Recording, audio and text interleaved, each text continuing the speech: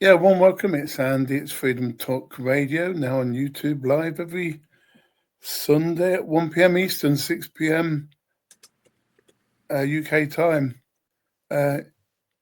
With Timothy Spearman, and his website here, Shake. Do you know, I always get that mixed up with the last website, shakespearecodex.com. That's shakespearecodex.com. Shakespearescodex.com. Oh, Spears. No. Interesting. Shakespeare's Codex. Yeah. There's no apostrophe. It's just shakespearescodex.com. Yeah, just to confuse things, the last website was shakespeare.com. That's why I've got that in my head all the time now. But Shakespeare's Codex, yeah. And I've got the little thing up there, Tim's radio shows. And there's if you look at the tab, Tim's radio shows, there's a Titanic radio player there.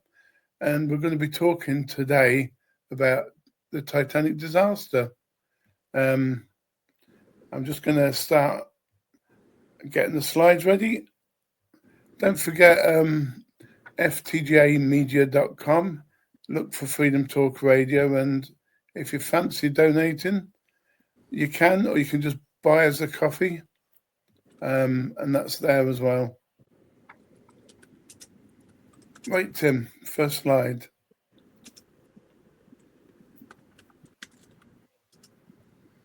Okay, yeah, this is the astrological chart that was cast for the time of the ship actually sinking.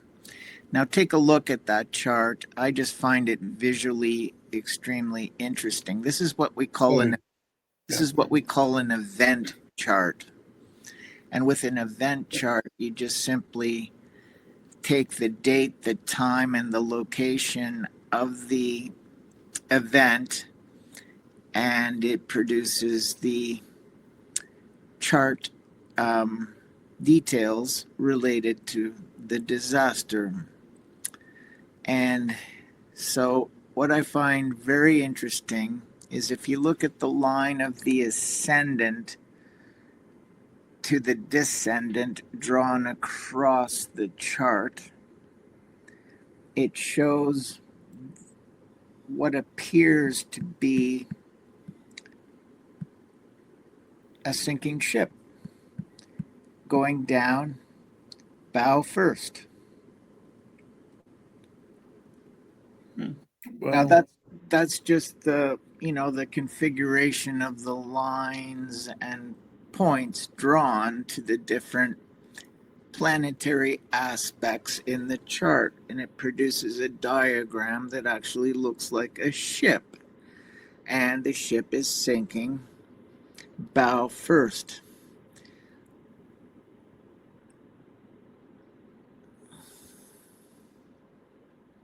Okay, Andy, let's go to the next slide. Yeah, that's amazing how that looks like that. I had problems last time keeping it onto. Oops, there we go. Got it onto.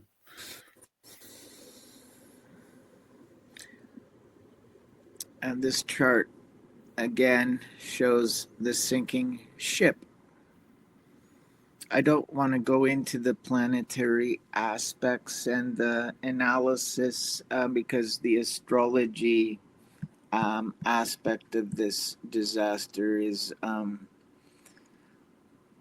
really not what I want to focus on. I just want to share some of the more concrete, solid evidence. We're talking physical evidence here regarding the case, if we want to look at this as a legal case, the sinking of the Titanic. Okay, so let's look at the next slide, Andy. I was going to ask, when these charts are being done, astrologically, Do they often show a picture of the event that they're talking about, or is this just a coincidence? When I did the chart for the Twin Towers disaster in New York for September 11th, 2001, it did again show in the chart itself something resembling the actual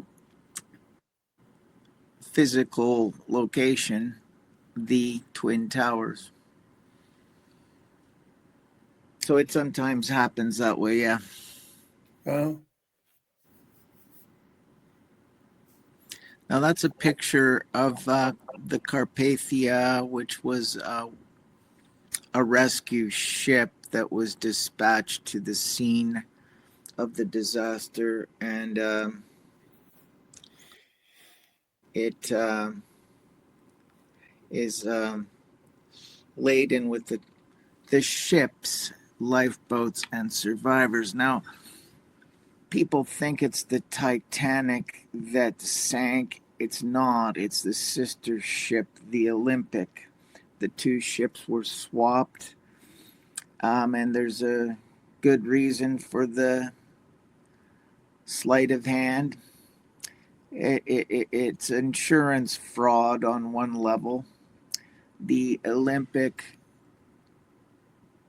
could not be continued in service. It had been damaged with its collision with the HMS Hawk, which was a Navy ship, and it was basically beyond repair. The keel had been knocked out of alignment, and the ship was just crippled, and they did some cosmetic repairs to make it look seaworthy, but it really was going to be decommissioned and taken out of service. So to recover the losses from this crippled ship being put out of service, they orchestrated an insurance fraud. And who was behind this but the Vatican banker, J.P. Morgan, who bankrolled the White Star shipping line and paid for the construction of the Olympic and the Titanic, the two twin ships. I was going to say, Tim, I'm not 100% sure, but my imagination runs wild, as you know. At the front of that ship, I think it's at the front. I don't know if you can see my cursor circling the area I mean. You mean It here? looks like a bit of a satanic symbol, that, with the two things going, you know. You mean here? Hang on, let me look what you see. At the front. This thing here, I think it's just simply part of the ship's rigging. I don't think it's meant to be anything. Oh, right. No, it just, if you stuck something on the back of that, that would look like a symbol I've seen. Yeah, sure. I know. Okay, so let's go to the next screen.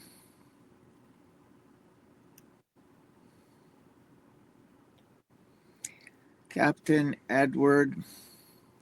Scroll up a little bit. Oops. Just enough so that I can read the caption. Oh, sorry. What's the other way around them? Captain Edward John Smith was the captain of both the Titanic and the Olympic sister ships. Smith joined White Star in March of 1880 as fourth officer of the SS Celtic and quickly rose through the ranks to become captain of the Republic in 1887 after service on the Australian and the increasingly important Atlantic routes. From 1895 to 1904, Captain Smith was the captain of the Majestic, which was used extensively as a troop carrier to South Africa during the Boer War years, 1899 to 1902. His reputation was now growing, and after the war, when he resumed his normal peacetime activities, he had become the most sought-after captain on the high seas. From 1904 onwards, Smith was always the commander of choice for the White Star shipping line, when a captain was required for their latest flagships. He captained the Baltic on her maiden voyage in 1904, and 3 years later, the Adriatic. In fact, he had by the time now been promoted to Commodore of the fleet, which means that he was Commodore of the White Star shipping line itself, the highest ranking captain in the whole fleet. In other words, senior most captain of the entire White Star shipping line, and as such was the highest paid seaman of his day, earning in the region of £150 per month, which is a substantial sum of money in those days. All right, let's go to the next slide, Andy.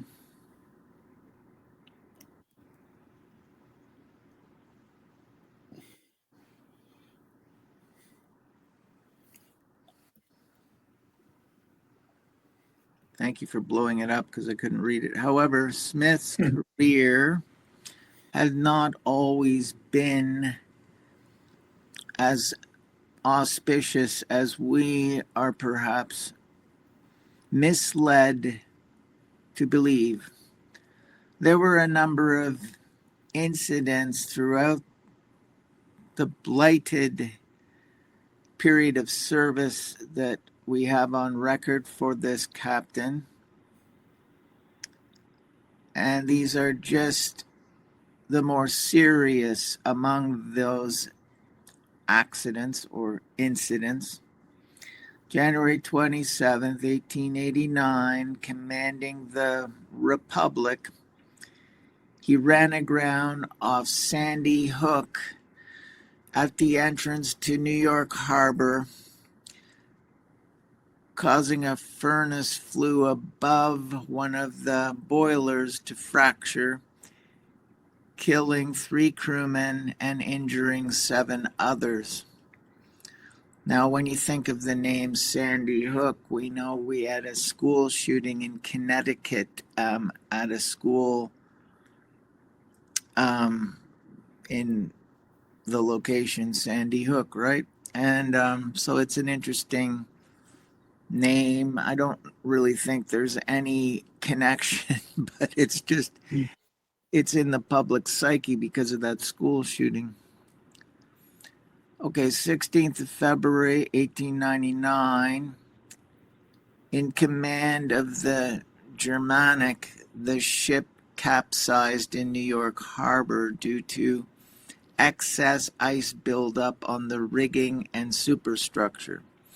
As an experienced captain, Smith should have foreseen this danger and taken steps to have it mitigated. In December of 1890, while in command of the Coptic, he ran it aground off Rio de Janeiro, sustaining minor damage. In 1901, while in command of the Majestic, a fire started in a linen closet while en route to New York. The fire was at first thought to have been successfully extinguished, but rekindled a few hours later, killing several crew members.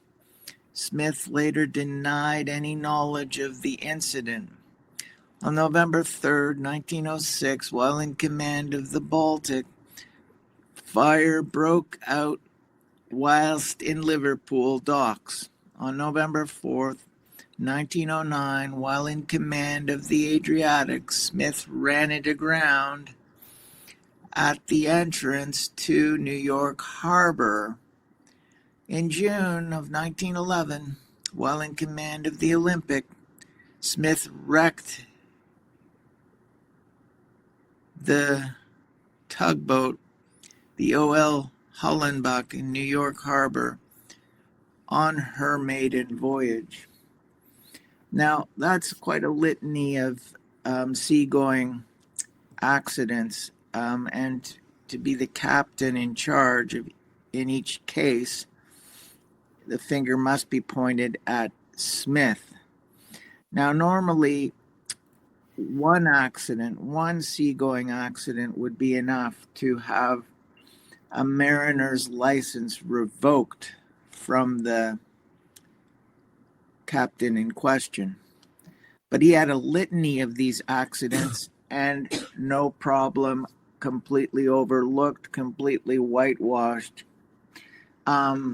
So what is going on here, and why were these accidents occurring? What was his involvement?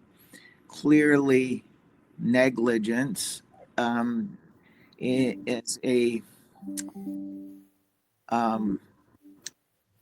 It's got to be negligence at the least. Criminal culpability, in some kind of conspiracy to commit would be at the worst, I suppose. Now, given that he was a Jesuit adjutor, as was Murdoch, on board the stricken ship that went down, which was the Olympic, not the Titanic. The sister ship was the one that actually was involved in the seagoing disaster and sank off the Grand Banks of Newfoundland off the Atlantic coast of Canada. So both of them were Jesuit coadjutors, Jesuits of the short robe. What this means is that they were agents acting on behalf of the Jesuit order, which is the military wing of the Vatican. It's assigned to protect the Roman Catholic Church. Now, the Jesuit order owned the White Star shipping line. So why would they be choosing Captain Smith as the commodore of their fleet? Because he was a Jesuit.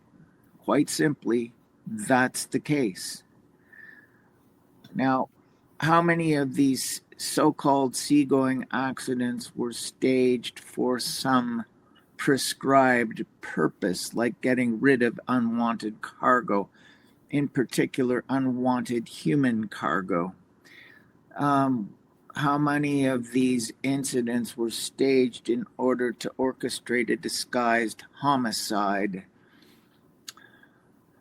Were the Jesuits getting rid of certain unwanted people where there would be few witnesses at sea, and it would be a good way of getting rid of their enemies,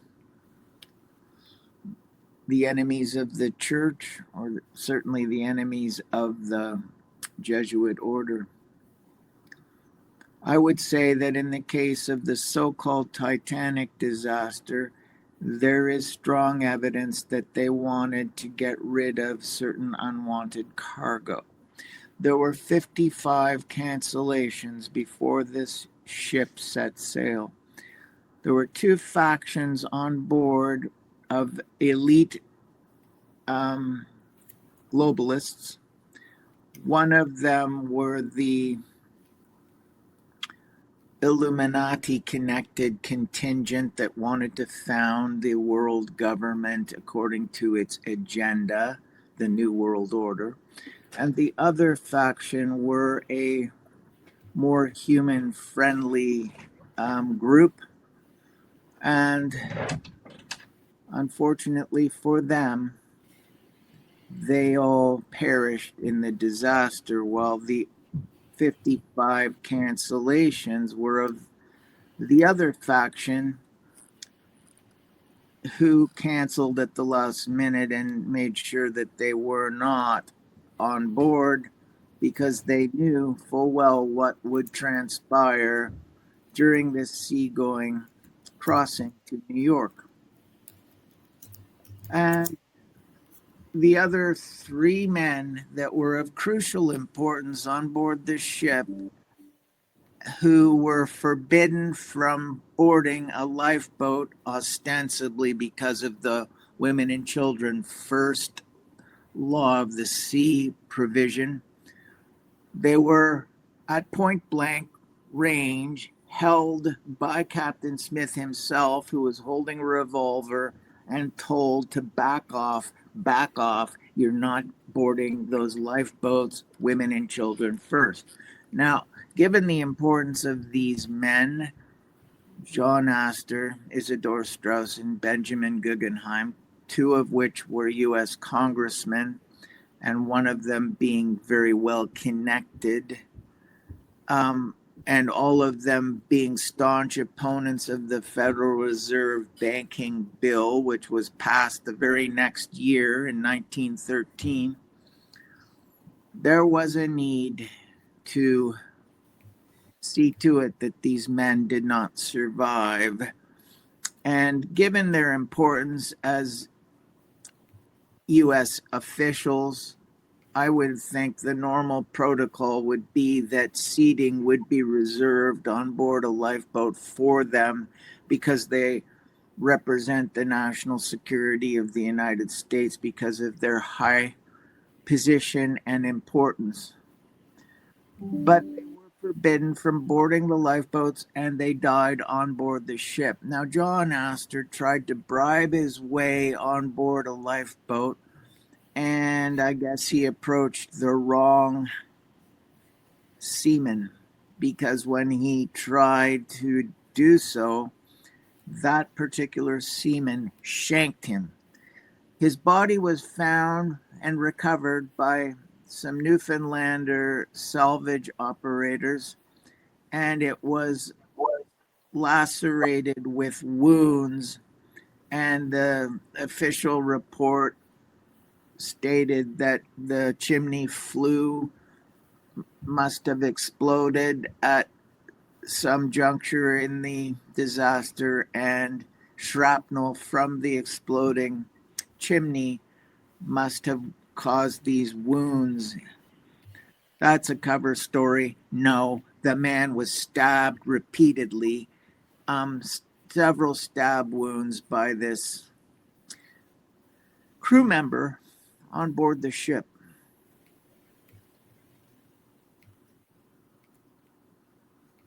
All right, let's go to the next slide. Fascinating. Oops. Sorry. Yeah, so I'll try and... Oops, no. Too much. Okay.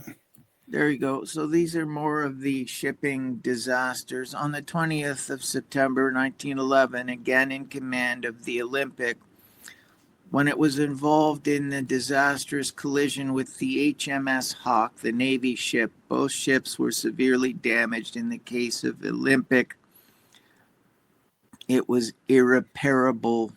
They could only make some cosmetic repairs to make it look seaworthy, but the entire ship's keel was completely mangled, and it was in rough shape, slated for being decommissioned and taken out of service. On February 24th, 1912, in command of the Olympic again, Smith ran over a clearly charted sunken wreck when leaving New York, losing a propeller blade and causing Olympic to sustain unknown and unrecorded damage to her bottom and further serious vibrational damage to the already frail, patched up vessel on the home voyage. On April 10th, 1912, while in command of Titanic on her so-called maiden voyage leaving Southampton docks, Titanic nearly collides with the liner New York. Only quick action by a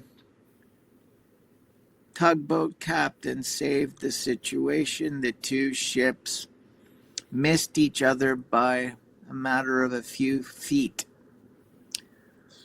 On April 14, 1912, while in command of the so-called Titanic, which supposedly hit an iceberg and sank with the loss of 1,500 lives, Captain Smith goes down with the ship, supposedly. In fact, he survived the disaster and he boarded a lifeboat, and he did not die, as the official story maintains. He escaped the disaster, and we'll get into that later. I've got some very interesting story to share. Okay, Andy, I don't know if you have the link to the radio play for Titanic, the Ship of Fools, but we could maybe share the radio play link so that the viewers can listen to it. I'm told it's very entertaining. I mean, I wrote it, I can vouch for it. It's pretty interesting, and it's good entertainment to listen to over dinner with a bottle of wine. Okay, let's go to the next slide, Andy. Yeah, I'll put the radio link in the description. Oh, good. 2 secs. Yeah, I wish I could just use my keyboard. It won't let me. Okay. Is that the top? Yeah, that was the top. Hang on. So it's just not wanting to stay still. Is it number 7, yeah? It was undoubtedly because of that. That's the one. No, back up. Back up, that one. It was undoubtedly because of Captain Smith's previous fine career that the officers of White Star Line retained him in its service after the mishaps to the Olympic, thus violating a deep sea tradition that has been more rigorously maintained by the British Merchant Marine than by any other nation. The rule has been almost invariable among steamship companies to dispense with the services of officers in command of vessels that have met with disaster. One reason for this is the insistence of the insurance companies. Lloyd's of London keeps in its London office the records of all marine officers so that when a man is put in command of a vessel, his whole career can be immediately inspected. Now, that was the source for that information was the Boston Post, April 16th, 1912, quoted in John Hamer's book, RMS Olympic, on page 260 and 261. Interestingly enough, Smith was also a close friend of J.P. Morgan. He regularly visited Morgan during his stopovers in New York. That will be found on page 261 of John Hamer's book, RMS Olympic. Now, in the radio play, there is some interesting scenes. There are some interesting scenes between Captain Smith and J.P. Morgan, who are depicted in the radio play as being colleagues and very familiar. So they were working together on this whole scheme, no doubt. And that's a picture of the SS Californian, which was one of the ships involved in the rescue of passengers who survived in lifeboats.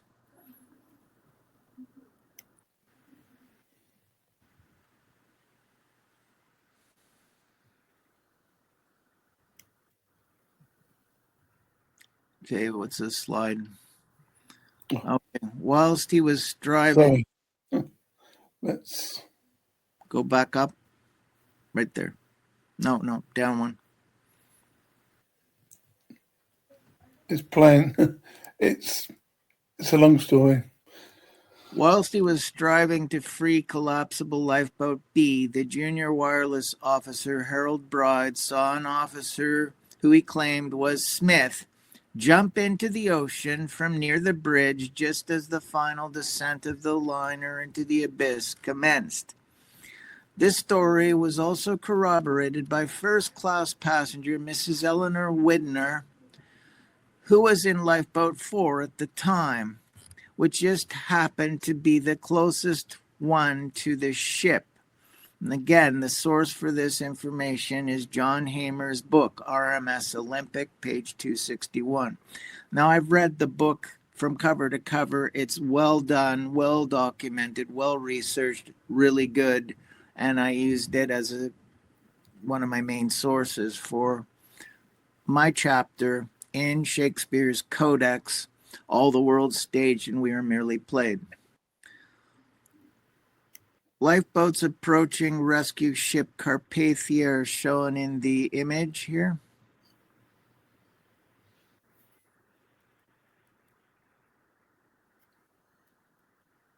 Now, the person in charge of the Carpathia was Captain Lord, who had been tested in some rescue operations and was seen as very competent in rescue mission operations. He had been tasked with the rescue response to this, to actually save lives at the scene. And he was supposed to be woken up in the night by colored signal rockets being reported to him by his crew, but they never saw the colored signal rockets to show that this so-called Titanic disaster was in process. They instead saw white signal rockets, so he never responded to the disaster in a timely fashion because it's claimed the reason for this is the curvature of the Earth meant that the colored signal rockets from Titanic could not be seen because it was below the horizon. Because of the curvature of the Earth, they couldn't be seen from his location. So when the Carpathia arrived, it arrived too late. And many had succumbed already to hypothermia in the cold water of the North Atlantic. All right, so let's go to the next slide, Andy.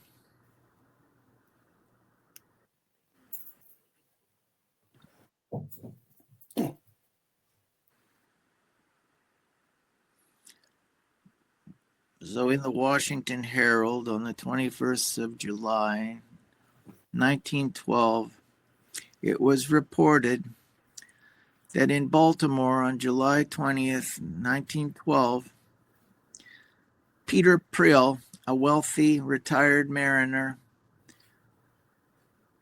of the city of Baltimore,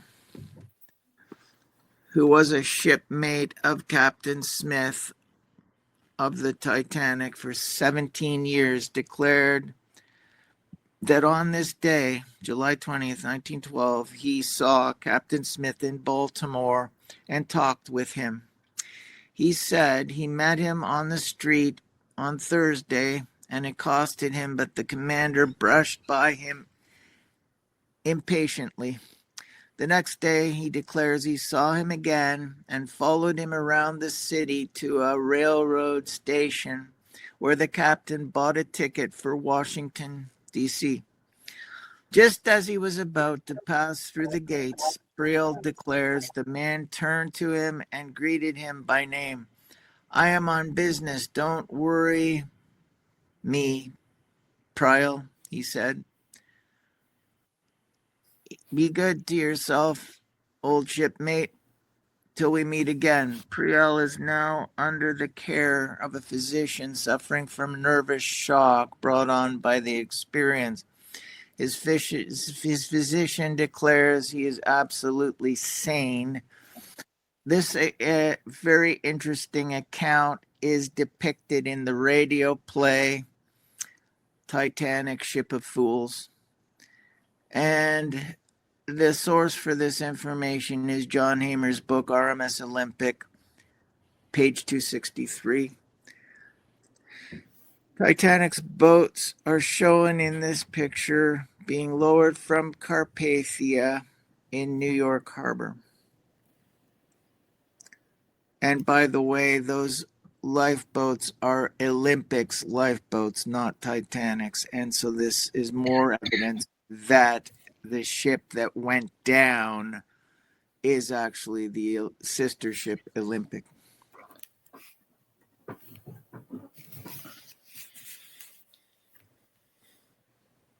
Notice that the lifeboats are painted white. That was the color of the Olympics lifeboats. The Titanics were brown. All right, let's go. Let's go down a screen, one screen down.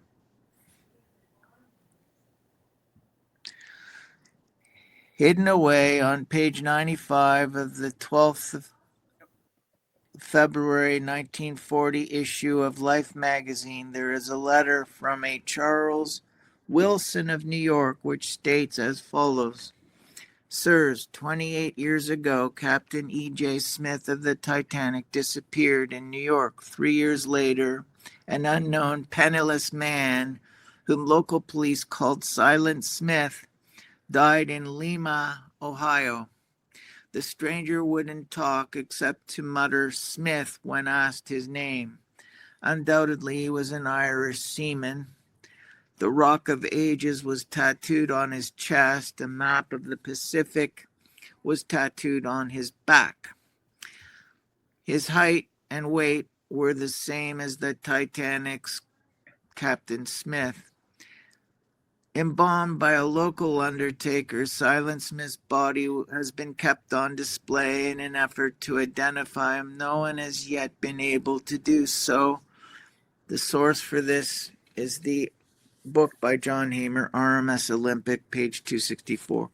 This account is strangely similar to the account of Finis Bates, a lawyer who claimed to have tracked John Wilkes Booth, who shockingly seems to have survived and not died in a tobacco shed fire, which, according to official accounts, is where he died. Booth survived under the alias David George and then later changed his name to John St. Helen. Sorry, it's the reverse. He went by the name John St. Helen, and later on, towards the end of his life, he changed his name to another alias, David George. He purportedly committed suicide in a rooming house, and his body was embalmed with arsenic. Supposedly, arsenic is a good embalming agent. I think probably more likely he was murdered using the poison arsenic, which had the effect of actually acting as an embalming agent and preserving his corpse from decay. His mummy was on display in carnival and circus shows for many, many years before disappearing from public view, and there is a picture there of John Wilkes Booth's mummified corpse.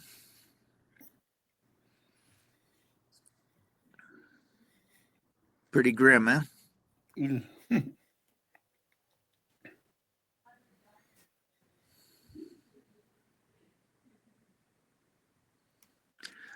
next slide, Andy.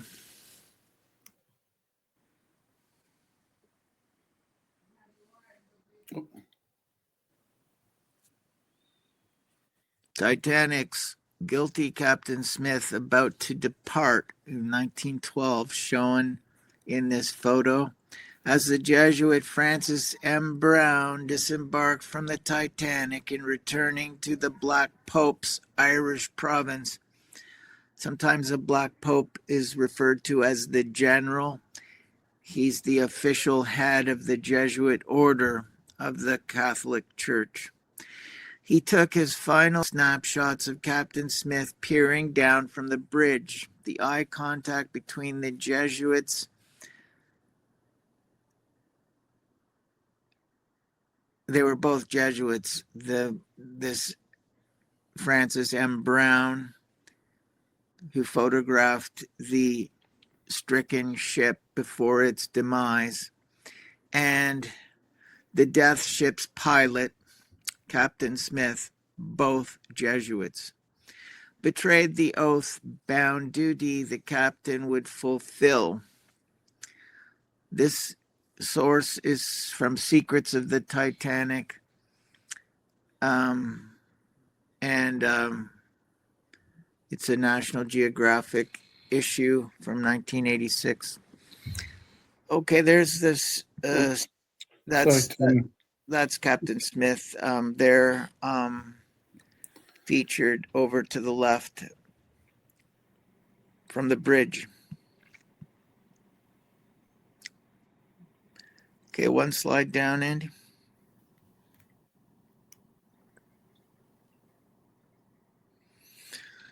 Okay, so orphaned in his teens and raised by his uncle, the Bishop of Coin, Robert Brown, Francis Brown would enter the Jesuit novitiate in 1897 at the age of 17. By 1912, the Jesuit was in the first year of moral theology. Given a camera and a first-class ticket by his uncle to photograph the Titanic, Brown spent a day and a night on the death ship, capturing the last movements of targeted first-class passengers, as well as Dublin provincials, Jesuit temporal coadjutors required for martyrdom, including Captain Edward Smith, First Officer Murdoch, and Chief Purser McIlroy. And Francis Brown is also depicted in here in this photograph. Bishop Robert Brown and William Brown, all shown below in the 1920s.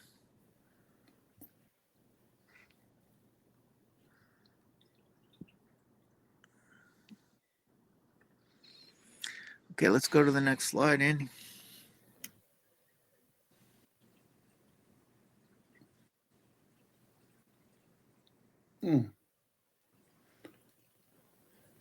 That's internet for you. 2 secs. I'll find it again.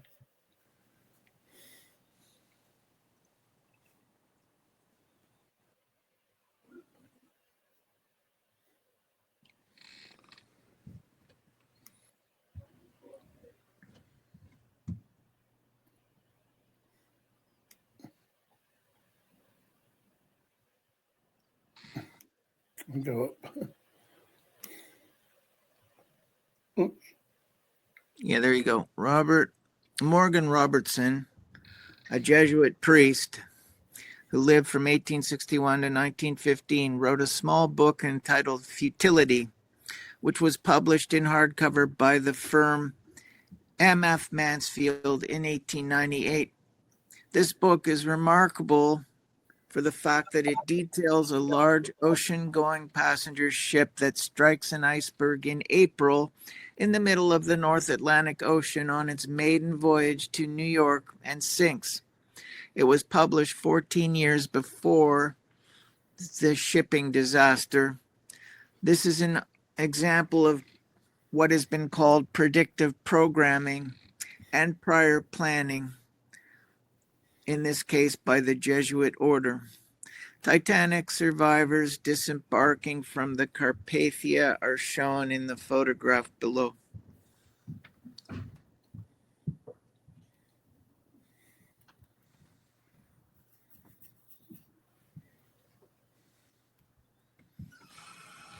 So officially they're Titanic passengers, but unofficially we know they're actually passengers from the Olympic, which is the sister ship.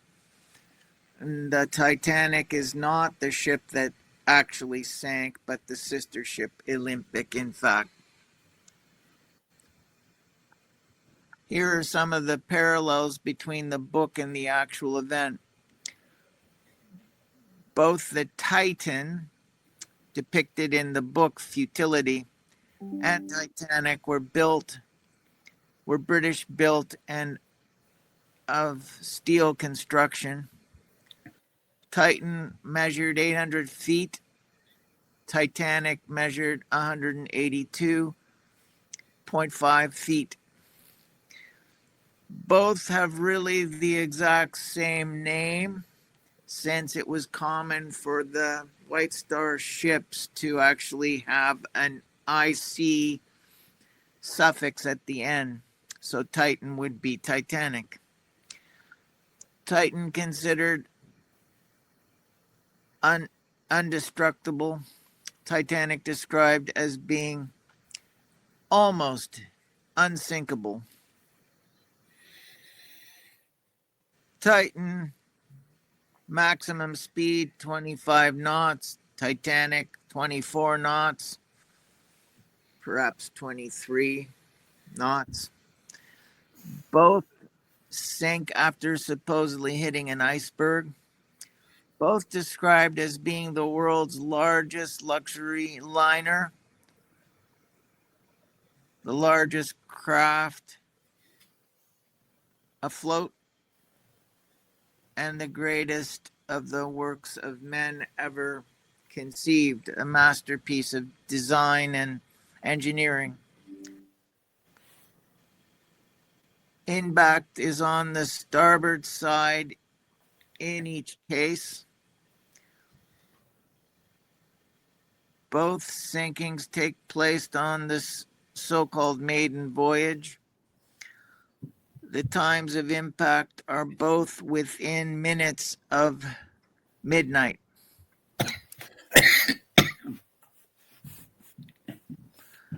Month of each disaster is April. The location of each foundering is the North Atlantic. Titanic was carrying 2,200, while the Titan had 2,000. Both had an insufficient number of lifeboats for the number of passengers. There's Titanic's lifeboats, or Olympic's lifeboats. They're in New York Harbor. They were later to mysteriously disappear. Why would that be? Presumably because they were important evidence.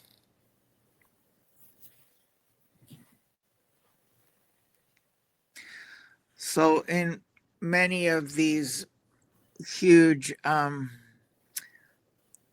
conspiracy situations, including 9/11, the evidence goes missing. And so, it's a crime to tamper with a crime scene and to remove evidence. But clearly, in these two famous cases, that happened.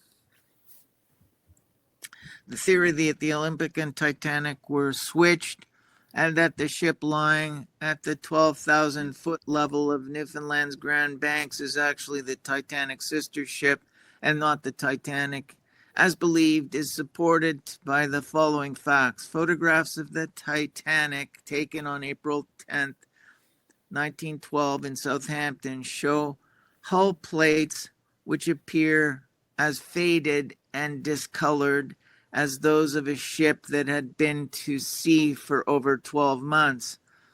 not those of a ship that had been recently painted. There were remnants of white paint found on the hull of the wreck, a color that was the flag color of the Olympic and never the Titanic. The Titanic was never open for public view when she was docked in Southampton, as was the custom. During the American investigation, Senator Smith tried to establish the true age of the lifeboats on board the stricken liner, since many started leaking when lowered into the water, which was characteristic of older lifeboats, not newer ones.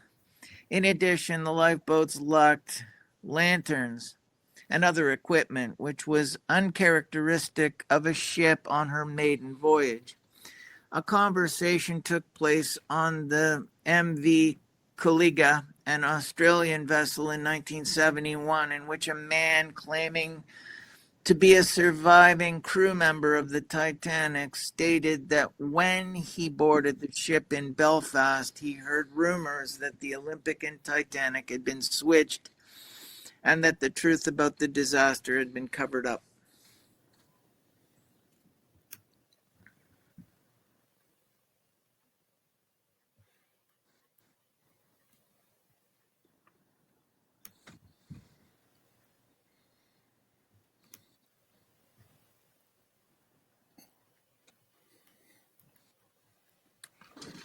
But why were the ships switched? What was the motive? At 11:25 a.m. on September 20th, 1911, the Olympic departed from Southampton's White Star Dock to begin her fifth voyage across the Atlantic. To reach the open sea from the Southampton dock, the Olympic had to make the usual S reverse maneuver that led the ship into Spithead. During its maneuvers, the ship was approached by the HMS Hawke, a Royal Navy armored cruiser. Eventually, the Hawke would bear down on the Titanic and enter the same channel. Well, it's not the Titanic, it's the Olympic, right? And enter the same channel, leaving very little navigation room between them. The Hawke slowly began to overtake the Olympic on the starboard side. The Olympic then caught up to and surpassed the other vessel, pulling away from the cruiser when the Hawke suddenly swung to port toward the liner's third funnel. On the bridge, Captain Smith, who would later captain the Titanic, purportedly, it's actually the Olympic, noted that the Hawke was within striking range. Due to navigational errors on board the Hawke, it was lured into the Olympic's starboard quarter. With the Hawke powerless to navigate, a collision was unavoidable. The source for this is a different book by Hall and Beveridge, page 15 and 16. Okay, which is Titanic and which is Olympic? Can you spot the difference?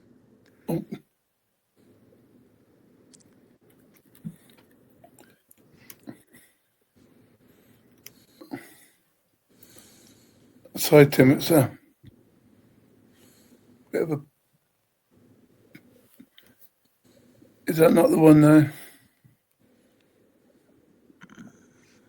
I think we've already seen that one, Andy. Sorry, it's 16, isn't it? Andy, you said you wanted to finish the show a little bit early, not go the full hour. I'm just trying to be courteous about that. So what do you think?